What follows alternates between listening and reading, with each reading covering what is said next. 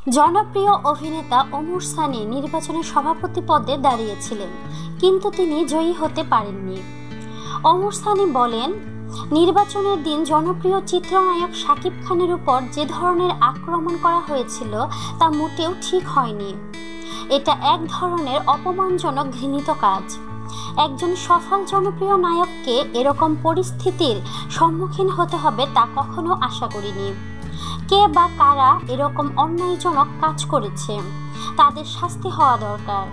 শাকিব খান শুধু একজন নায়কই না, তিনি এই ফিল্ম ইন্ডাস্ট্রির একজন সভাপতিও ছিলেন।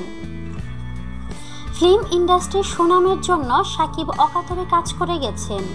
শাকিব দেশের জন্য গর্ব। ভোট গণনায় দেরি হওয়াতে শাকিব সেখানে গিয়েছিল, এর বেশি কিছু নয়। তার জন্য শাকিবকে এরকম দুর্বিষহ অবস্থায় পড়তে হয়েছে।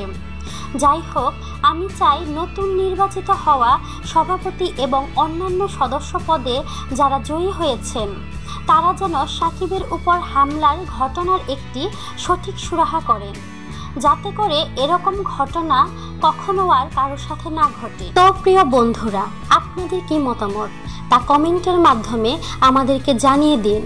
আর অবশ্যই আমাদেরকে লাইক, কমেন্ট, শেয়ার এবং সাবস্ক্রাইব করতে ভুলবেন না।